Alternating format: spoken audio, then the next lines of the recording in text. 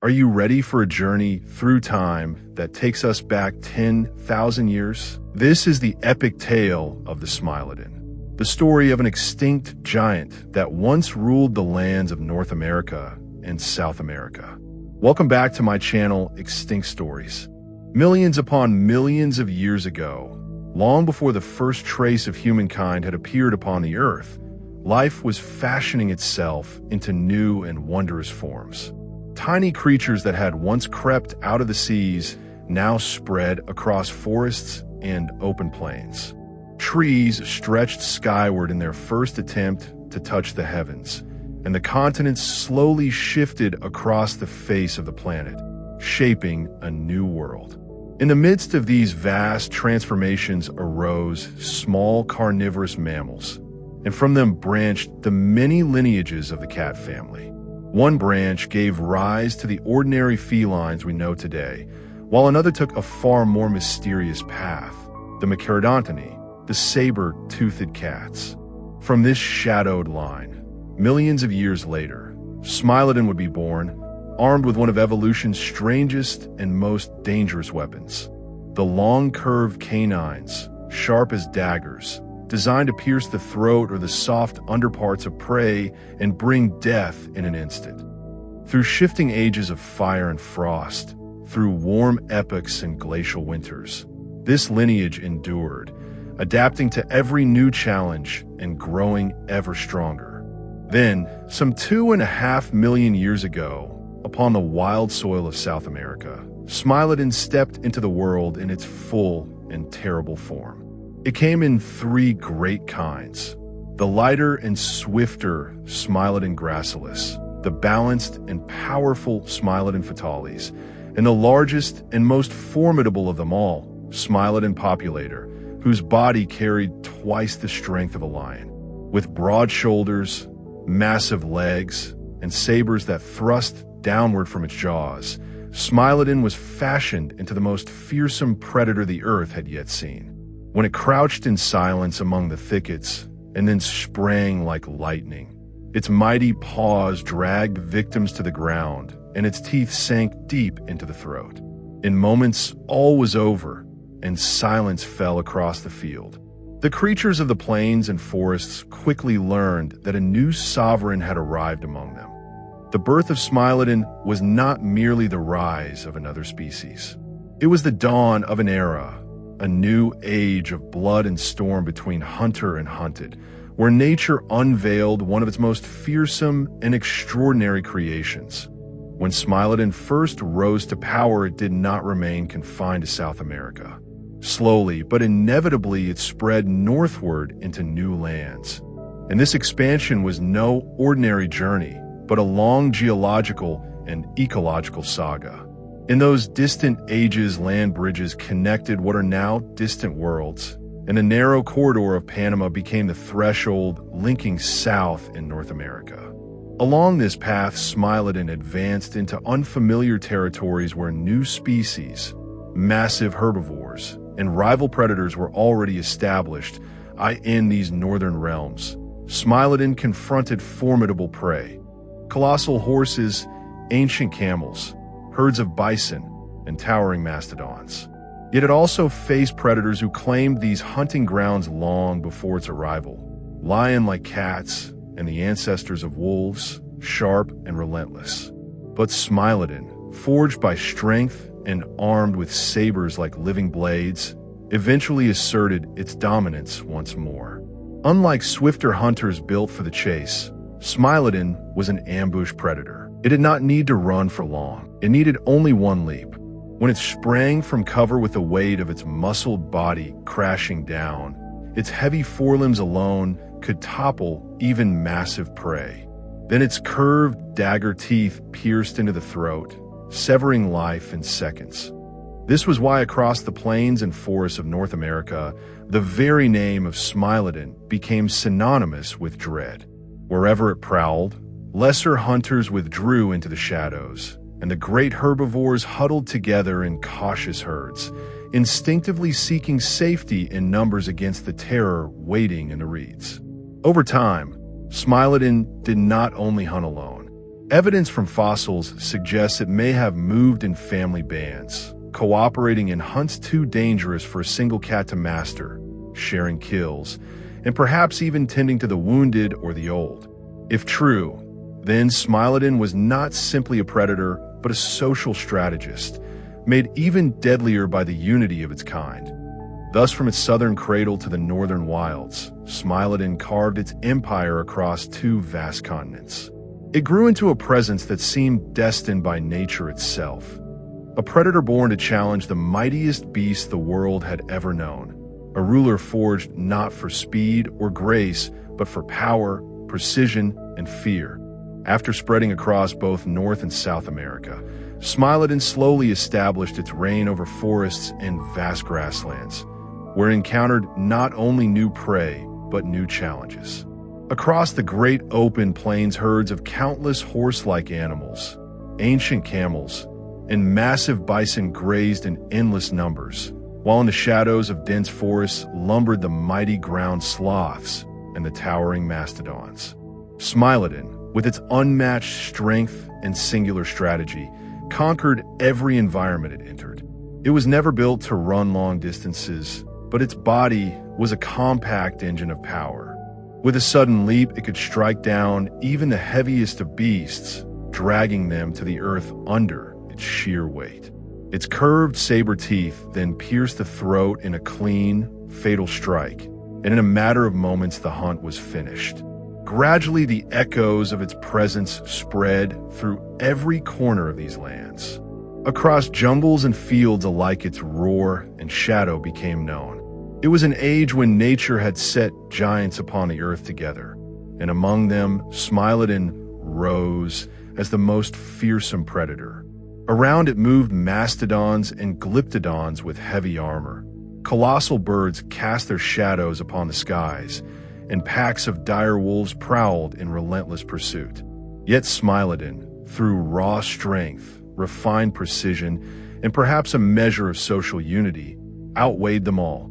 Forest and meadow alike became part of its dominion, and to every creature that drew breath upon that soil, Smilodon was the looming specter of death, a presence inescapable and terrifying.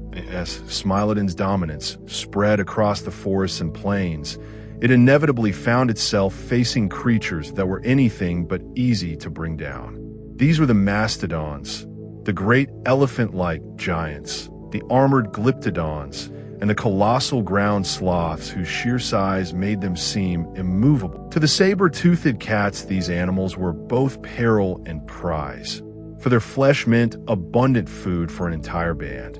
Yet the risk of hunting them was immense. Imagine a herd of mastodons, towering meters above the grasslands, armed with long curved tusks and trunks strong enough to crush a predator with a single swing. One mistake could cost Smilodon its life. Yet the cat's strategy was rooted in patience and ambush. It targeted mastodons lingering at the edges, the young, the elderly, or the stragglers. With a coordinated rush, the pack worked together to harass, exhaust, and finally topple a giant that once seemed unassailable. With glyptodons, the challenge was different, for their bodies were sheathed in massive shells of bone, like living fortresses, and their tails lashed like heavy clubs that could shatter bone. Smilodon could not afford a reckless strike. It circled, probed, and sought weakness, striking at the exposed underside or driving its sabers into the vulnerable neck whenever the opportunity appeared. As for the ground sloths, they were slow but immensely powerful. When they reared upon their hind legs and swung claws longer than a man's arm, even Smilodon recoiled. Yet hunger never ceased, and instinct pressed the hunters in a confrontation again and again. These battles tested more than muscle. They demanded precision, unity, and cunning. By facing such massive adversaries, Smilodon sharpened its mastery of cooperative hunting, developing finesse and strategy beyond brute strength. Each victory against mastodon, glyptodon, or ground sloth was not simply a meal, but a proclamation that no creature, no matter how enormous or well-armed, could stand against the combination of saber-toothed jaws and the disciplined power of the pack. Through these trials, Smilodon was tempered into the ultimate predator of its age, feared not only for its terrifying weapons, but for its resolve that even the greatest of beasts could be brought down. As Smilodon spread its dominion across the plains and forests, it soon learned that it was not the only hunter contending for mastery of the land. Other terrifying predators prowled the earth, each as determined as it was to claim their share of survival. Among the first and most relentless were the dire wolves, creatures that thrived not on size, but on numbers and strategy. In great coordinated packs, they surrounded their quarry, driving it to exhaustion and dragging it down from every side. Many times, when Smilodon brought down a kill alone, the dire wolves arrived in waves, snarling and snapping, overwhelming the saber cat's solitary stance until they tore away much of the prize. Then there was the massive American lion, Panthera atrox, a giant far larger than the modern African lion and swift enough to rival a charging storm. To face such an opponent was to look into a mirror of power, for both lion and saber cat sought the same prey, and neither would yield easily. Their clashes ended in blood more often than not, with roars echoing across the grasslands as each fought to prove supremacy. Neither saw itself as lesser, and neither willingly surrendered its crown. Beyond these rivals lurked dangers of different kind. Along the rivers, monstrous crocodiles waited in silence, seizing any creature that strayed too near the banks. In the skies above, enormous birds of prey circled, always ready to snatch the vulnerable young of Smilodon or steal smaller kills. No creature, no matter how fierce, lived without the shadow of other hunters. These constant confrontations forced Smilodon to sharpen not only its fangs, but its will. It learned to remain close to its own kind, to form groups where strength was multiplied by unity. Where dire wolves depended on numbers, Smilodon relied on the terror of its sabers, the crushing weight of its leap, and the fear it spread even before the kill. From the lion, it learned the lesson of patience and endurance, that the true monarch was not simply the strongest, but also the most cunning and disciplined. And so Smilodon's existence was more than the hunt. It was a ceaseless struggle to defend its place against rivals just as determined, to preserve its reign in a world where every shadow held another predator waiting for a chance. Even after clashing with the relentless packs of dire wolves and the towering might of the American lion, Smilodon slowly rose to stand as the most fearsome and dominant predator of its age. It possessed a balance unlike any other creature, the explosive strength of a lightning leap, the crushing weight of massive forelimbs, and the curved saber-like teeth that could end a hunt within moments. This combination set it apart from rivals who relied on speed or numbers. Smilodon did not need to chase prey across wide plains. It lingered in silence, cloaked in patience, waiting for the perfect moment, and when that moment came, it struck with a single lethal blow that brought giants to the ground. Over time, Smilodon also embraced the art of cooperative hunting. Males and females moved together in coordinated strikes against immense quarry, and mothers guarded the dens where their young waited, ensuring that fragile life was protected until it grew into strength. This social organization elevated Smilodon from a solitary hunter into something greater, almost imperial in its presence. It claimed territories, defended them fiercely, and drove rivals away with fong and roar. Across the plains, its paw prints pressed deep into the soil, and the shattered bones of prey bore the marks of its terrible sabers, silent proof of its reign. So, it was that across the lands of the Americas the name of Smilodon became synonymous with terror. Nature itself seemed to remind every living creature of its looming presence. This was the age of the saber-tooth at its zenith, when it not only learned to survive, but proclaimed itself as ruler of the earth, an apex hunter whose shadow fell upon every forest and field that could see the height of its power. Smilodon did not conquer prey through strength alone, but through a deadly art of hunting that set it apart as the most fearsome predator of its age. Unlike the swift cheetah of today, it was no sprinter. Smilodon was the master of ambush, a warrior of shadows, lying in wait within tall grasses and the cover of thickets, its golden eyes fixed on unsuspecting prey. Patient and still, it watched for the single perfect moment, and when that moment came, it erupted with a violent leap, its massive forelimbs crashing down to slam the victim to the earth. Those forelimbs carried such weight and power that even large animals staggered beneath their blow, stunned and helpless. And then came the flashing sabers, long, curved teeth that drove into the throat, severing breath and life in an instant. This art allowed Smilodon to thrive both as a solitary hunter and within a pack. Alone, it could bring down medium-sized prey with swift ambushes, and together with its kin, it was capable of toppling even mastodons and bison, beasts that dwarfed most predators. The most terrifying element of its attack was its precision, for the saber strike was almost always fatal. The blades tore through windpipes and arteries alike, leaving little chance for survival. Across the plains of the Americas, scattered bones told the story, each marked by deep grooves and carved gashes, as though the earth itself carried the memory of those fangs. What Smilodon perfected was more than hunting. It was a ritual of death that crowned it as a reaper of giants. And when its golden eyes gleamed out of the darkness, the forests and fields seemed to still their very heartbeat in reverence and fear. The reign of Smilodon had reached its zenith, yet the earth is never unchanging. Slowly the climate began to shift, and the frigid waves of the Ice Age spread their grip across the world. Sheets of ice smothered vast regions of North America. Forests shrank beneath the weight of frost, and open plains were swallowed by snow and bitter winds. These transformations struck straight at the heart of Smilodon's existence. For prey that once roamed in abundance either migrated to distant lands or slipped toward extinction.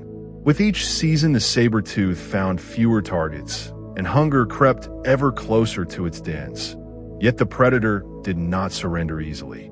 It learned to conceal itself within snow-covered landscapes and to strike with explosive power, even in frozen silence. It tried to bring down great beasts beneath the storm, but now every hunt carried heavier risks. The cold burned more energy from its body, and each failed strike meant deeper hunger and growing weakness. Across the plains, new giants moved into dominance.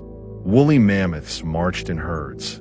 Immense bison thundered across the ice, and reindeer swept over the tundra. These animals traveled closely bound together, wrapped in vigilance born from the cold, making attacks dangerous and uncertain. The Ice Age did not merely thin the herds. It reshaped the entire life of Smilodon. To endure, it needed more unity within its groups, more patience in its ambushes, more cunning in every strike.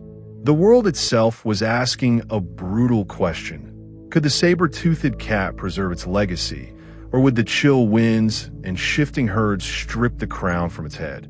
On the frozen earth of the Ice Age, while Smilodon struggled for prey amid dwindling herds, a new rival appeared, one unlike anything it had ever faced before. This was early humankind, a creature far weaker in body than the saber-tooth, without massive claws or dagger-like fangs, yet carrying a gift far more dangerous, the power of thought and the art of tools. At first, the encounters must have been chance, moments when a group of hunters stumbled upon a wounded or fallen beast only to find Smilodon already there. In such moments, both predator and human saw one another not simply as obstacles, but as threats. The saber-tooth growled with the weight of ancient instinct, yet the humans, instead of fleeing, raised sharp-edged stones and lifted torches into the air. Fire blazed, a force no animal had ever commanded, and even the monarch of the wilderness paused in fear before its dancing light. Bit by bit, humans grew bold. They tamed fire, and learned to carry it as a weapon. And with their hands, they shaped stone into blades and spears.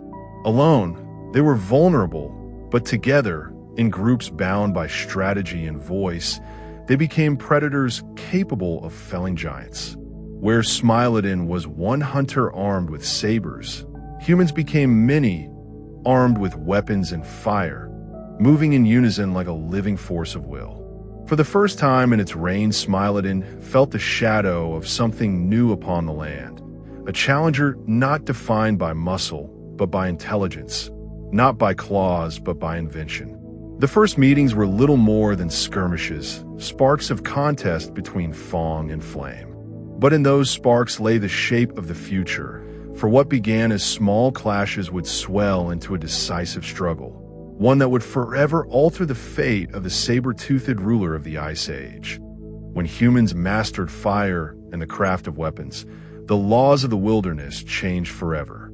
Smilodon was no longer the unmatched hunter of Shadow and Fong, for before it now stood a rival who moved in coordinated groups, devised strategies, and carried light into the deepest darkness. At first, people had trembled at the sight of the saber-tooth, keeping their distance from the terror in the grass, but little by little they learned. They discovered how to bring down massive prey with the thrust of spears and the edge of flint. And when many hunters worked together, they became a force capable of challenging even the might of Smilodon itself. More than once, the saber-tooth dragged prey to the ground and settled to feed, only to be driven off by bands of humans who advanced with firebrands blazing and weapons raised. The kill was theirs, and Smilodon was forced to slink away amid the sparks and shouting, robbed of the prize it had fought for.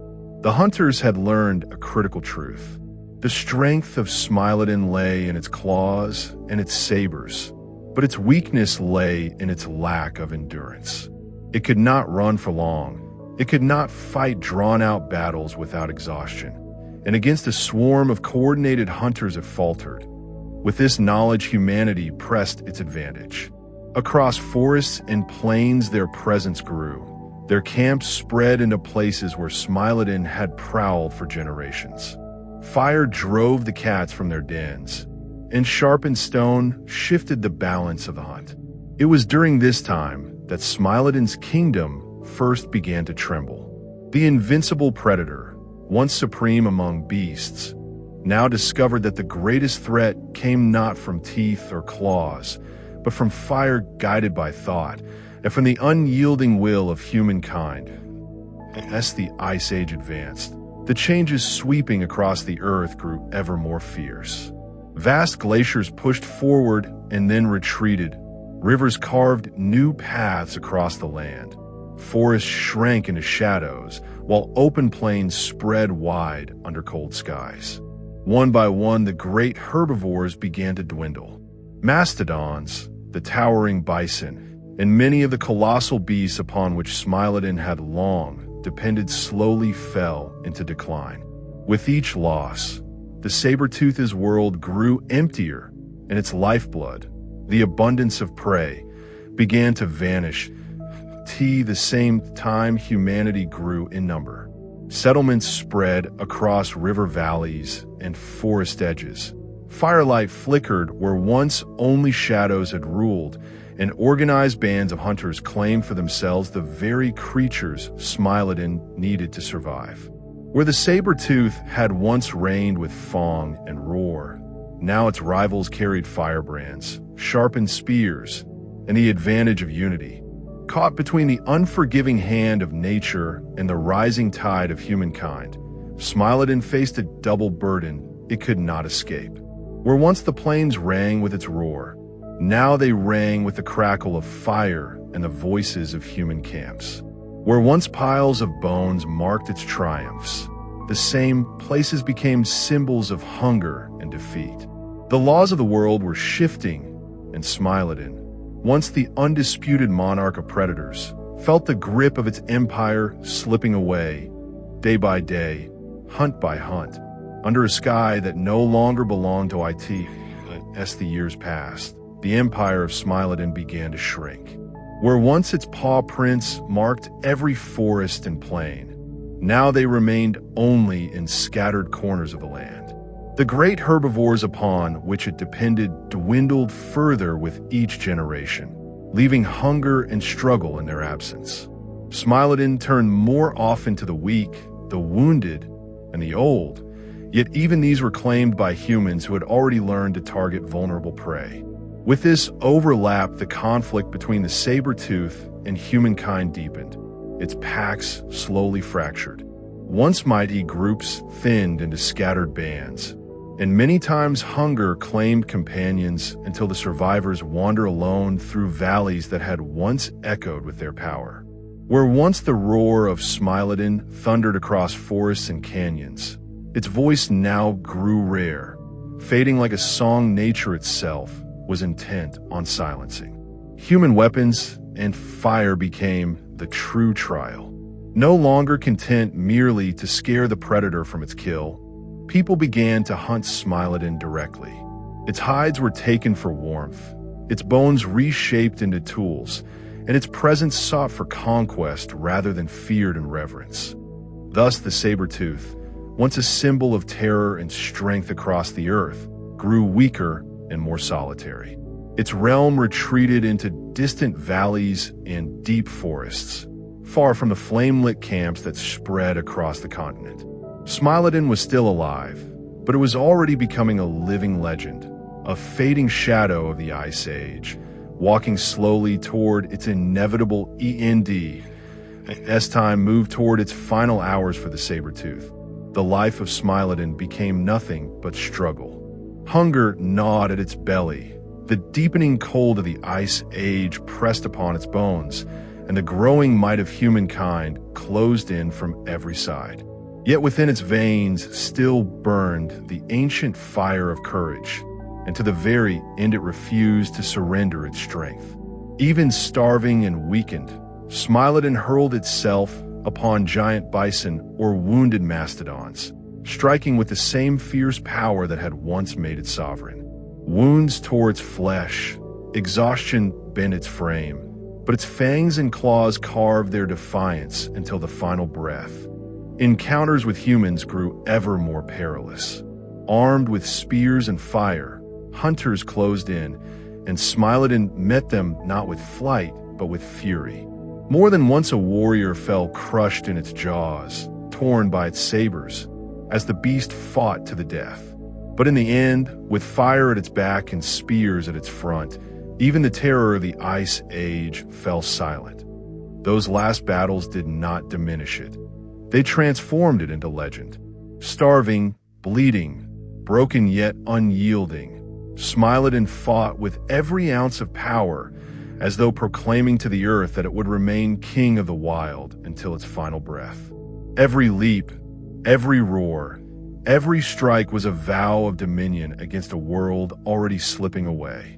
But the laws of nature are absolute. One by one, its companions fell, its packs dissolved, its lineage crumbled until the day came when the mighty roar of Smilodon vanished from plains and forests alike, gone forever into the silence of extinction.